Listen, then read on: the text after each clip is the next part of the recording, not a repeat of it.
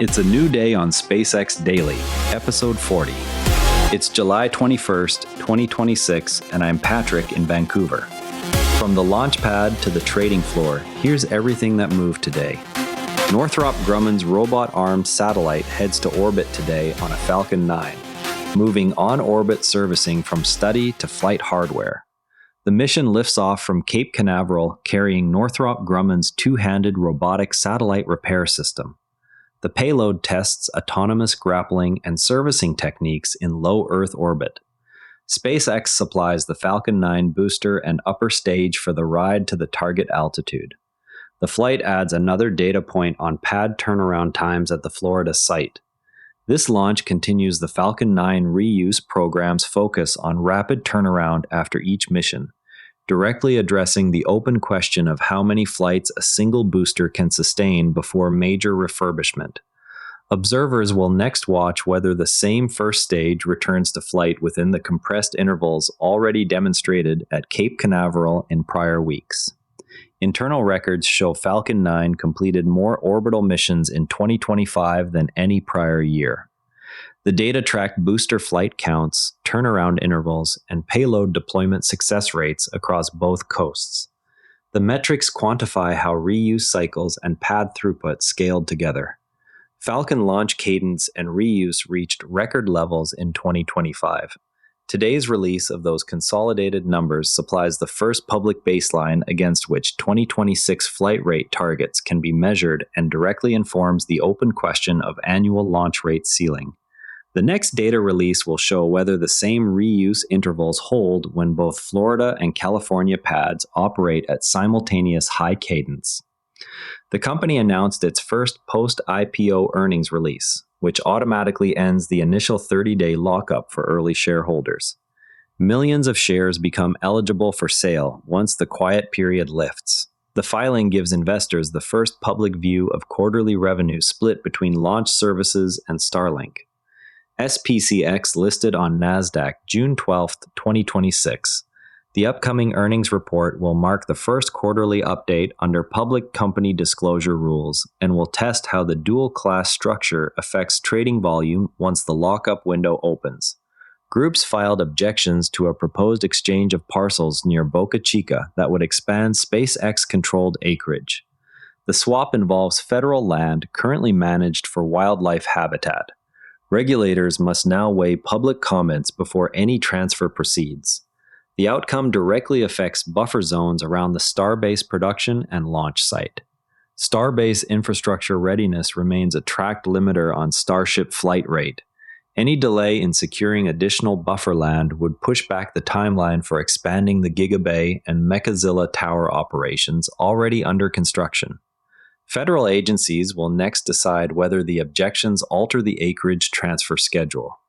Observers on X noted that a sitting congressman who had avoided all stock trades for 6 years purchased SPCX shares shortly after the IPO. Separate threads discussed whether the land swap objections could delay Starbase expansion permits already under review. Several accounts shared photos of the Cape Canaveral pad being readied for the Northrop Grumman payload integration. Independent analysts posted timelines comparing the 2025 Falcon 9 flight rate against historical records from other operators. Worth keeping an eye on, conservation groups argue the proposed federal land exchange near Boca Chica would remove protected habitat without adequate mitigation. The filings claim the swap violates existing environmental agreements tied to earlier Starbase approvals. Resolution now rests with federal agencies weighing the objections against SpaceX's stated need for additional buffer acreage. Any ruling that blocks or conditions the transfer would require SpaceX to pursue alternative acreage or redesign buffer plans already incorporated into Starbase master scheduling.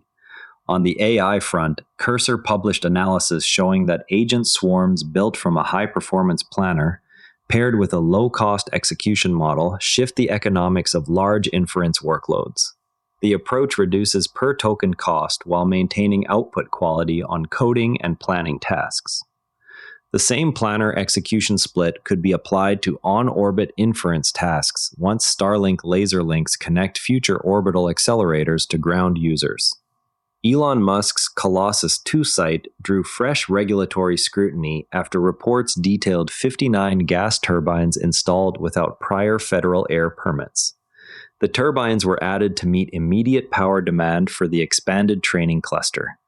Power scaling at Colossus directly determines how quickly xAI can complete the next Grok training run, and whether excess capacity can later support SpaceX orbital compute experiments. From an engineering standpoint, the Falcon 9 reuse loop replaces the cost of building a new first stage with the far smaller expense of propellant, ground support, and targeted part replacements. Each cycle recovers the booster, inspects the engines and tanks, then flies again with minimal refurbishment. The data show that booster flight counts climbed while average turnaround time fell, indicating that the marginal cost per mission approached the raw inputs of RP1, liquid oxygen, and helium. When the marginal cost per flight falls close to those raw inputs, the idiot index, the ratio of finished launch price to the sum of propellant and basic materials, drops sharply, revealing how reuse compresses the traditional aerospace markup. That cost curve matters because the same hardware now supports both commercial Starlink deployments and the Northrop Grumman servicing mission. When a booster flies its 10th or 15th mission, the per-flight amortization of the original vehicle drops below the price of a single new Merlin engine set. The remaining variable is how many additional flights the octaweb structure and turbopumps can sustain before inspection intervals lengthen or parts must be swapped. Historical parallels exist in container shipping, where standardized steel boxes moved from single-use crates to hundreds of reuses. Falcon 9 applies the same logic to the first stage airframe, trading one-time certification cost for repeated flight cycles. The next measurable step is whether the 2026 cadence can repeat the 2025 pattern while 2 pads on each coast stay active. Any extension of booster life limits or further compression of post-flight processing directly widens the gap between raw material cost and delivered payload to orbit. Engineers will therefore watch the next set of post-flight inspections for signs that the current inspection cadence can be safely shortened without increasing the risk of in-flight anomalies. And a quick market note, SPCX is at $126.75, up 5.4% versus the previous close. Before we go, the next set of post-flight inspections on the returning Falcon 9 booster will show whether turnaround intervals can compress further. That covers everything worth knowing about SpaceX today. SPCX is trading at $126.75, up 5.4%. A quick rating on Apple Podcasts or Spotify goes a long way. I'm Patrick in Vancouver. See you tomorrow.